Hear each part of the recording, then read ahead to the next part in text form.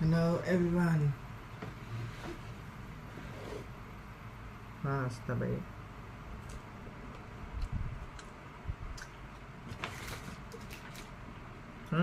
It's very sweet. Thank you, mom, for butter strawberry for me. This is very special dinner with strawberry.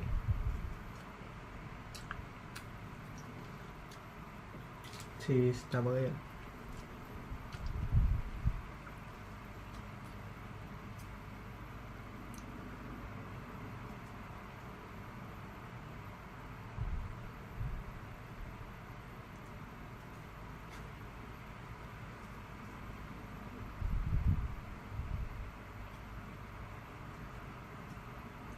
Oh.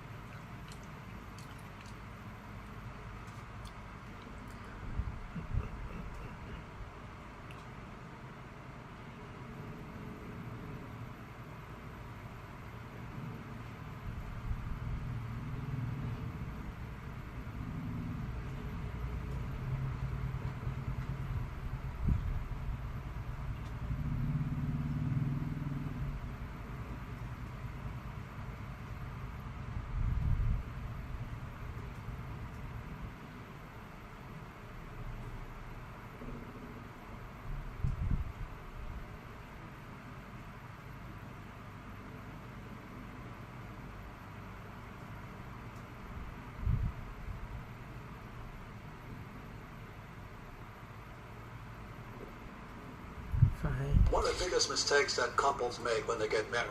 But when I met Kim, I didn't want to be like my mom and dad. Dad was a school teacher, mom was a nurse. But skills, you have to have skills. And I hated it. I hated selling. But for 4 years I struggled, and I had to stay there until I became number one. I'll sell it. I turn it to this. That's the secret.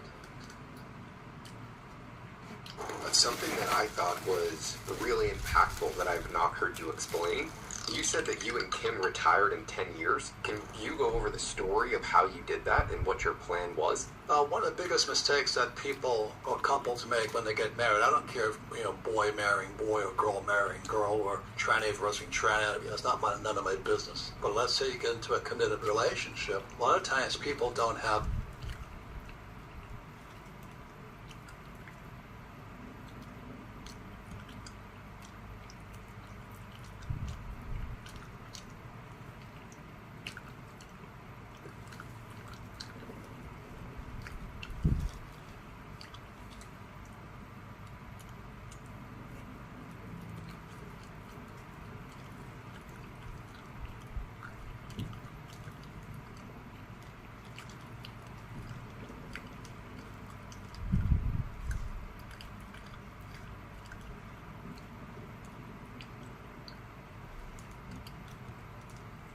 what they call financial goals. They want to get rich, I want a safe, secure job.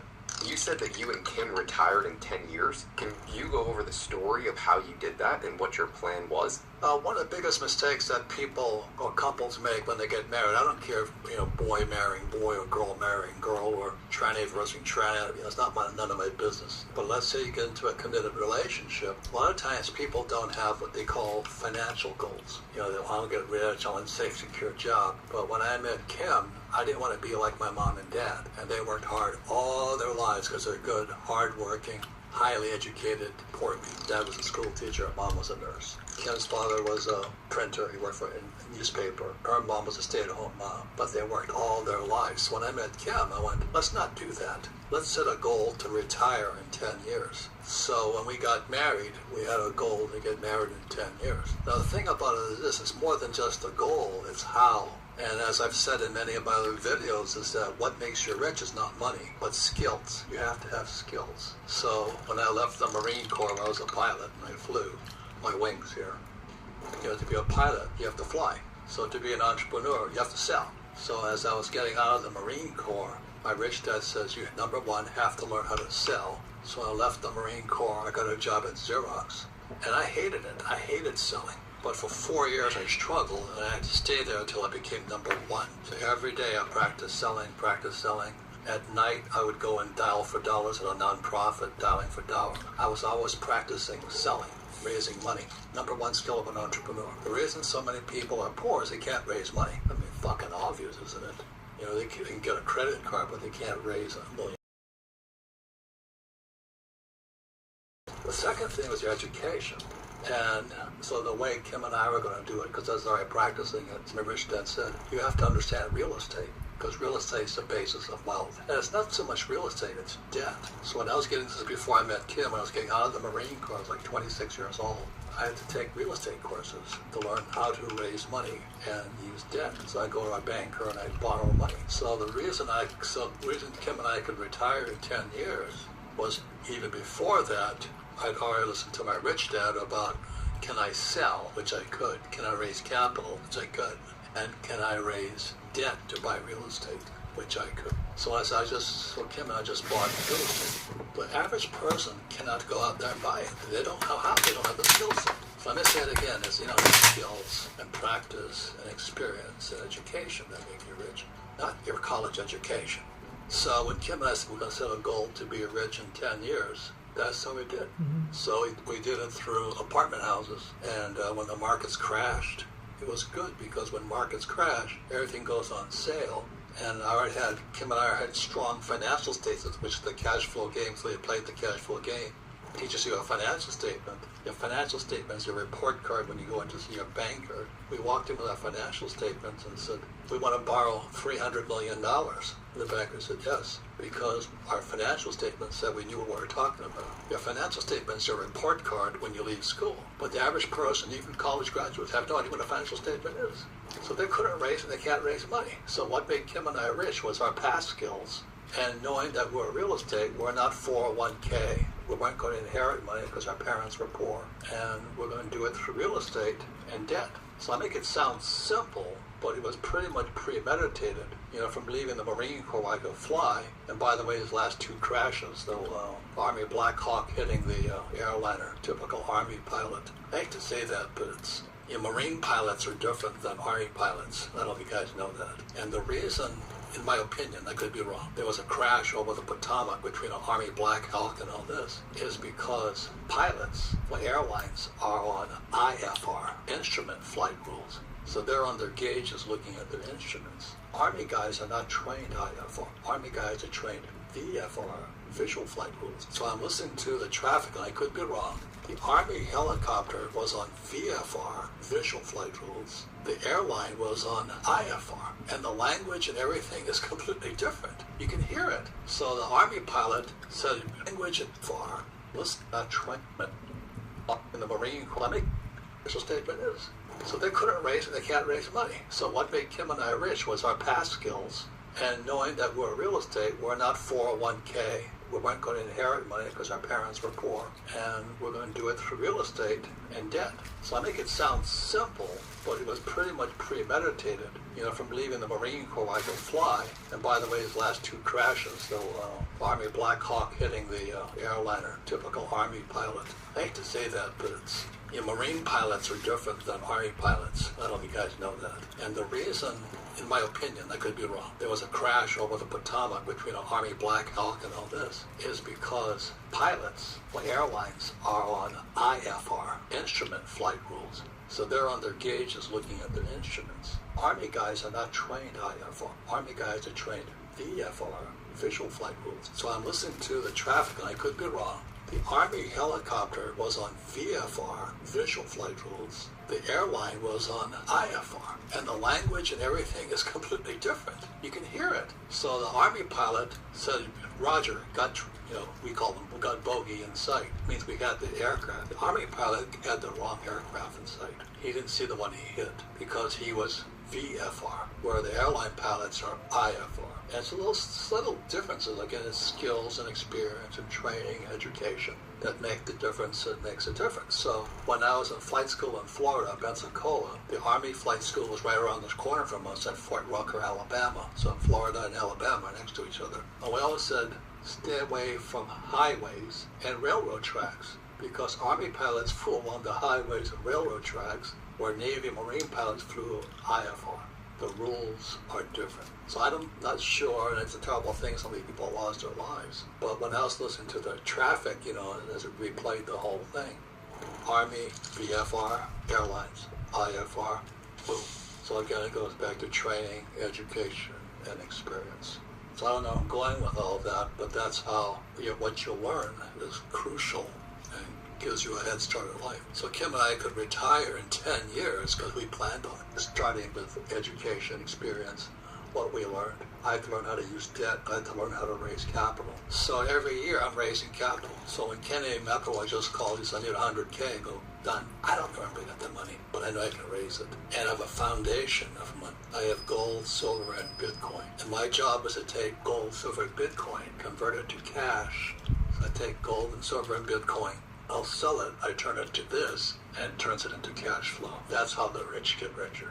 That's the secret. It's not your college education. What is artificial intelligence? It's a college degree. Was there anything that you and Kim had to sacrifice when you guys set this plan to retire in 10 years? Why is there sacrifice? What was there to sacrifice? Why would you ask that question? I want to know what the... I don't sacrifice anything. It's not part of my vocabulary. I just go get what I want. So there's no sacrifice, you know what I mean? It's what I had to do was study, take classes, learn. We don't get to hang out with our goofy friends who are just watching YouTube or whatever they're watching. It's you choose your friends. Tim and I became really good friends. Tom Wheelwright, my advisors. Your friends change. And I don't hang out with lazy people. I don't hang out with people on welfare. I mean, if they want welfare, it's up to you. I don't want it. Just leave me alone. I want my independence. So anybody who's going to be woke and go broke and all we're victims, all this is Black Lives Matter. I've experienced racial discrimination too. I understand, but I don't let it get to me. And that's the reason I don't like Black Lives Matter is because they're victims. Well, slavery's been over for a long time, except you still go to school and learn to be a paid slave. That's your problem, not mine. So it's a choice, you know. You say, oh, you're a racist. Well, if you're a Black Lives Matter person, you're just as much a racist as I am. I mean, you know, if you don't like white guys, you're a racist too. So that's why I sit there and I crack up this whole thing. And I don't care if you're a lesbian, caballero, ballroom dancer. You know, I mean, what you do in your spare time is up to you, baby. I prefer women, not men. You want to jump up with little boys? Knock yourself. But don't expect me to feel sorry for you. That's ridiculous. That is so ridiculous. You know, slavery has been around for thousands of years. There's evidences of, in North Africa, they had white people as slaves, the blacks did. So when you say you're victims, that bugs me. And I can understand it. You know, what happened to the guy, the buyer and all that stuff, Rodney, he was a drug dealer. He died or something, and then everybody, well, they picked on him because he's black. No, he was a drug dealer. But they wanted to change the story, change the narrative. But just look at the facts, know the truth. Just like I was saying, you know, this guy Marco Rubio, the Secretary of State, I have no proof on it, but I think it cost $100 million to become Secretary of State. He had to donate to Trump's campaign. But I learned that game from my poor dad and my rich dad. That's the real game. In a little while we'll go out and I'll show you how I use it in real estate. But it all begins with you saying to yourself, I can't afford it. That's self-deprecating. That's putting yourself down. Never say I can't afford it or I can't do that. That makes you a poor, incompetent person. There's nothing wrong with asking for help and things like this, but don't expect a handout. You can expect a hand up, not a hand out. It's a big difference here, and that's what I'm saying. Another thing that poor people do is they listen to poor people, poor financial planners. Financial planners have their place in the world, but when they tell you something is safe, like, oh, the 60-40, 60% equity, 40% bonds, because bonds are safe, that is a lie. You gotta be really stupid to believe that. You know, that's why I'd rather have Bitcoin than a bond. But anyway, other thing is that people say, live below your means. Well, who wants to do that? Oh, that's exciting. You know, I can live in a nice house or I can live in a slum. No, I think I like the slum a lot better. And I've been to slums, they're not that bad. I've been to the slums of Mumbai, it was pretty exciting. Meet some interesting people in the slums, you know, so I got no problem with it. But when you constantly say, live below your means, that means my means aren't very high. So what I do instead is to live below my means. I want to expand my means. So if you see an income statement, a balance sheet, you have assets and liabilities. If I want to increase my means, I buy an asset. So I'll go buy, like when Kim and I needed some extra money, I found a mini storage in Lorraine Stalls, and I negotiated for a nothing down deal, and that mini storage put like $25,000 a month in our pockets. But again, it goes back to my skills. I could negotiate. I was doing real estate. I took real estate thing, so we had $25,000 a month coming in. That's not a lot of money, but it's about $250,000 a year in U.S. dollars. And that's not bad, you know. But you do that every other month. It's a lot of money. So the reason I was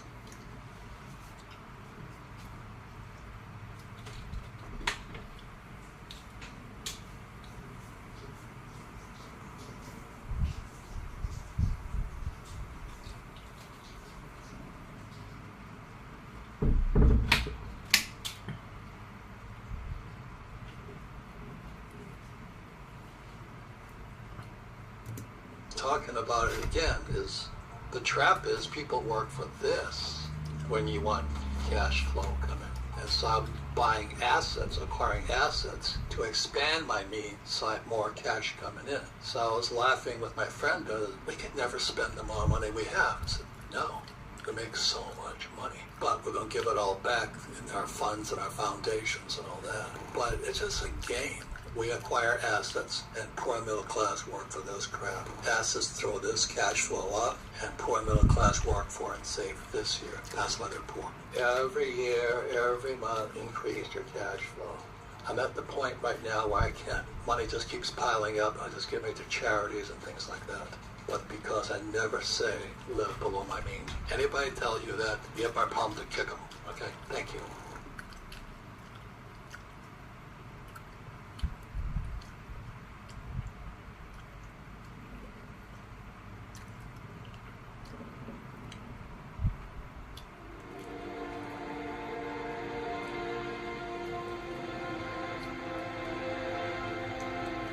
You can choose a life of ease and comfort, or you can choose a life of service and adventure.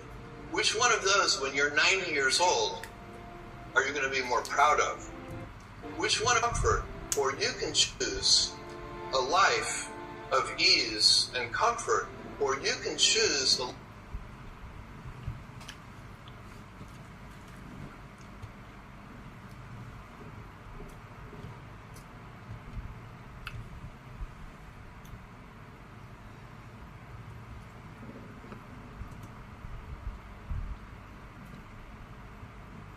life of service and adventure. Which one of those, when you're 90 years old, are you going to be more proud of? How will you use your gifts? What choices will you make? Will you wilt under criticism, or will you follow your convictions? When it's tough, will you give up, or will you be relentless? I was in New York City working for a quantitative hedge fund when I came across the startling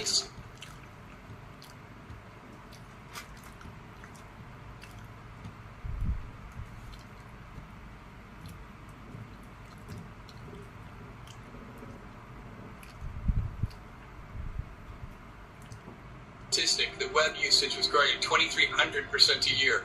So I decided I would try and find a business plan that made sense in the context of that growth.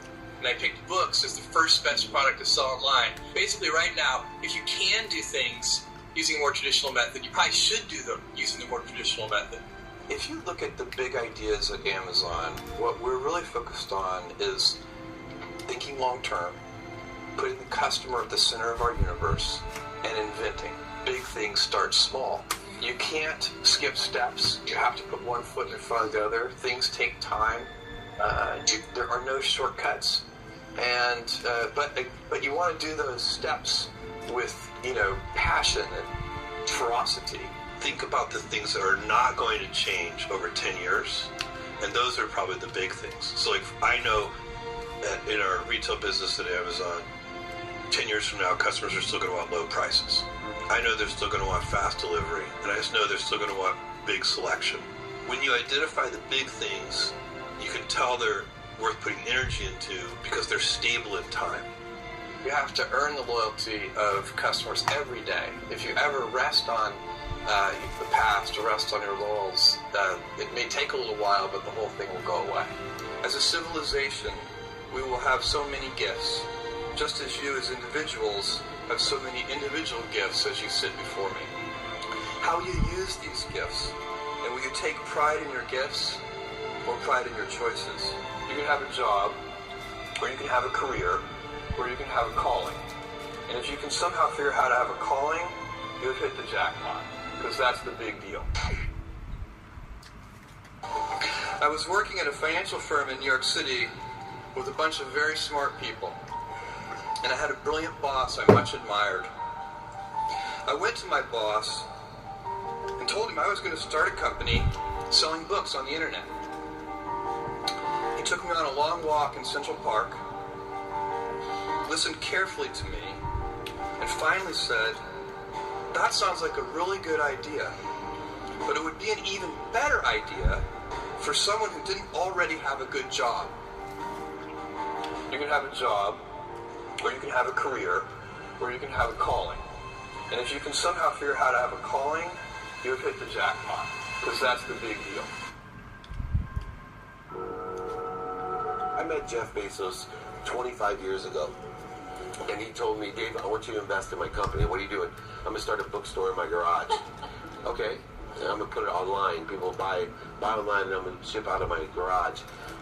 But if you invest in me, Dave, someday I'm going to be the richest man in the world. I'll do over $100 billion. First of all, there's no such thing as $100 billion 25 years ago. Statistically, there's no such thing. Countries didn't have 100. Our national debt wasn't $100 billion. And this dude's telling me at 26 years old that he's going to be the richest man in the world because he has a garage and the internet? That was his truth. You know? But he did not know it, and neither did I. But the difference between him and I is I was laughing, scoffing, and jesting at him, and he was already applauding himself, going, at the right way, at the perfect time, I'm going to make as much as I can as quickly. And I'm sitting there going, there's no way this is going to be a big business. Do something you're very passionate about, and don't try to chase what is kind of the hot passion of the day. Seen in that light, it really was a difficult choice, but ultimately I decided I had to give it a shot. I didn't think I'd regret trying and failing, and I suspected I would always be haunted by a decision to not try at all. After much consideration, I took the less safe path to follow my passion, and I'm proud of that choice. As a young boy, I had been a garage inventor. I'd invented an automatic gate closer out of cement-filled tires, a solar cooker that didn't work very well out of an umbrella and aluminum foil, making pan alarms to entrap my siblings. I'd always wanted to be an inventor, and she wanted me to follow my passion. There's a military phrase that I especially love, and it says, slow is smooth and smooth is fast. And I have seen that in every endeavor I've ever been in. That's the kind of thing that really allows you to make progress. You know, you get certain gifts in life and you want to take advantage of those, but I guess my advice on adversity and success would be to be proud not of your gifts, but of your hard work and your choices. So, you know, you may be, the kinds of gifts you get, like, you know, you might be really good at math. It might be really easy for you. That's a kind of gift. But practicing that math and taking it to the next step, that could be very challenging and hard, and take a lot of sweat. That's a choice. You can't really be proud of your gifts because they were given to you. You can be grateful for them and thankful for them. But your choices, you choose to work hard. You choose to do hard things. Those are choices that you can be proud of. You can choose. We all get to choose our life stories, and it's the choices that define us, not our gifts. Everybody in this room has many gifts. I have many gifts.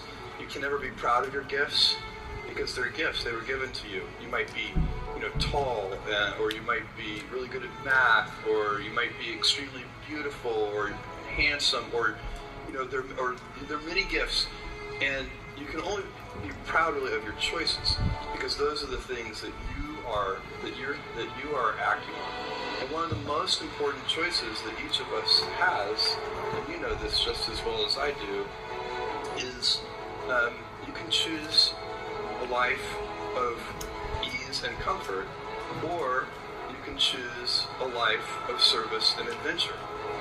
And when you're 80, which one of those things do you think you're going to be more proud of? You're going to be more proud of having chosen a life of service and adventure. There's never been a better time to be alive. I mean, it's just incredible the amount of inspiration that the world generates for me, and I think for a lot of people. It's insane, the amount of change and invention and opportunity. Your life, the life you author from scratch on your own, begins. How will you use your gifts? What choices will you make?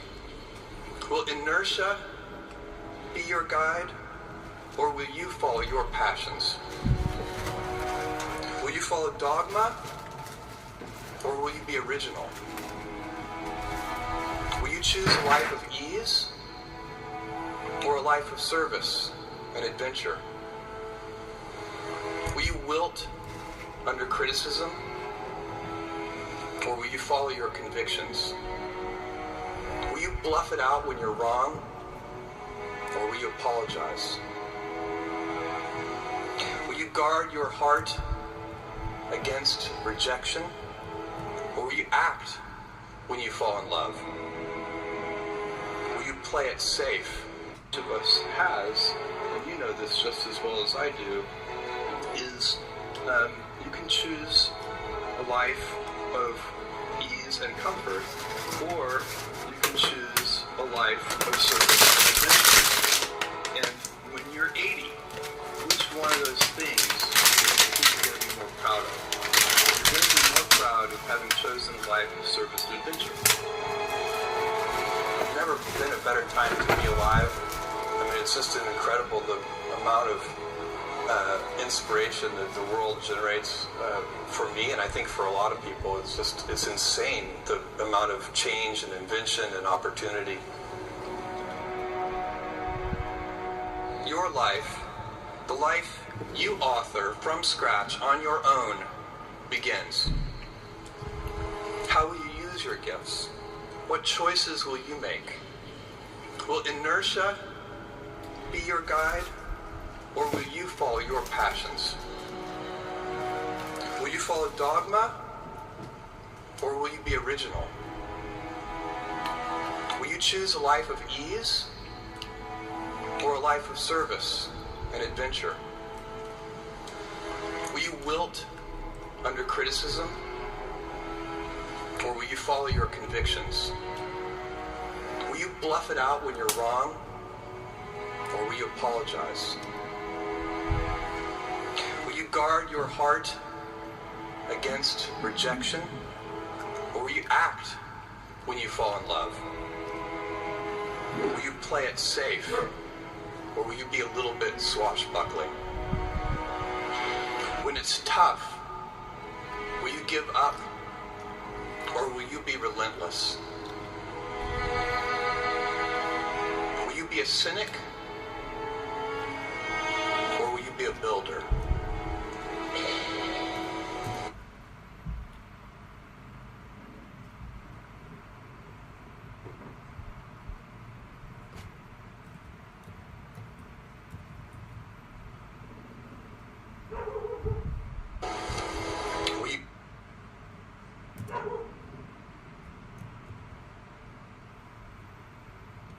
You be clever at the expense of others, or will you be kind? Every time you figure out some way of providing tools and services that empower other people to deploy their creativity, you're really onto something. You know, you're very lucky if you have a career. A lot of people end up with a job. If you don't love your work, you're never going to be great at it. Jules Verne, Mark Twain, Galileo, Newton, all the curious from the ages would have wanted to be alive, most of all, right now. As a civilization, we will have so many gifts, just as you as individuals have so many individual gifts as you sit before me. How will you use these gifts? And will you take pride in your gifts or pride in your choices? July 16, 1995 was the day that in a small garage in a rented house, Jeff Bezos began his online bookseller business, Amazon. This was the day that began the starting point of what would eventually lead to one of the biggest American multinational technology companies that has impacted and changed the world as we know it.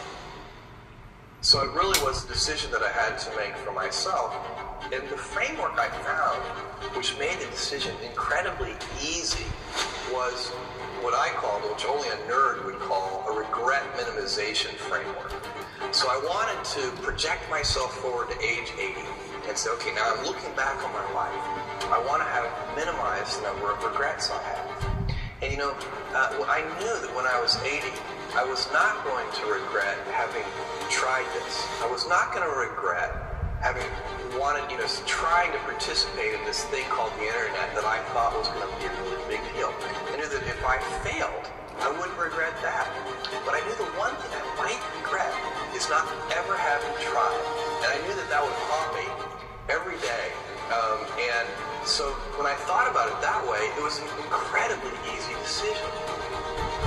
think that's a very good, it's if you can project yourself out to age 80 and sort of think, what will I think at that time? It gets you away from some of the daily pieces of confusion. You know, I left this Wall Street firm in the middle of the year. When you do that, you walk away from your annual bonus. And that's the kind of thing that in the short term can confuse you. But if you think about the long term, then you can really make good life decisions that you won't regret later. Most regrets, by the way, are acts of omission and not commission. Jeff originally was at a good job with stable pay and yearly bonuses.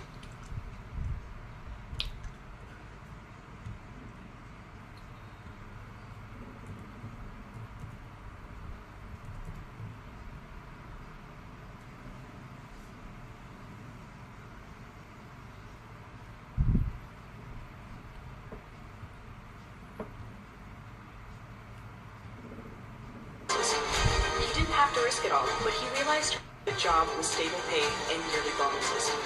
He didn't have to risk it all, but he realized quickly that there were trends that were constantly popping up, explaining how big the internet was going to be. He is now worth over $122.3 billion and is living proof that if you believe in yourself, you can win.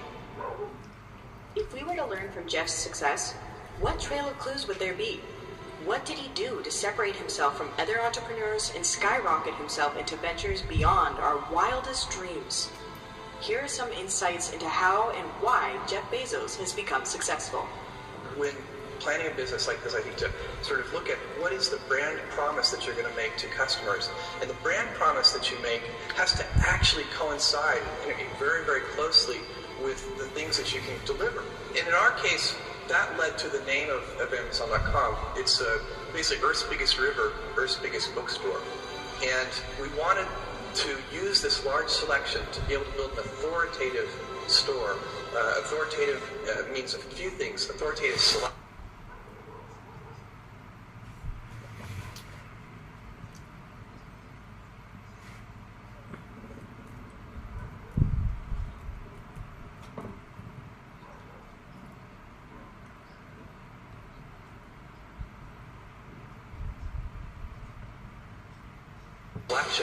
Authoritative prices, and authoritative information about books so that you can make a purchase decision. And the internet allowed us to do all those things. We could have more selection. We could also have lower prices because we don't have to have retail real estate in high traffic areas. That's very expensive. Inventory of books in those spaces is very expensive. We get to inventory our books in very low cost warehouse space. It's also possible to have more information online about products than you could ever have in a physical shopping environment. So you can really build an authoritative store.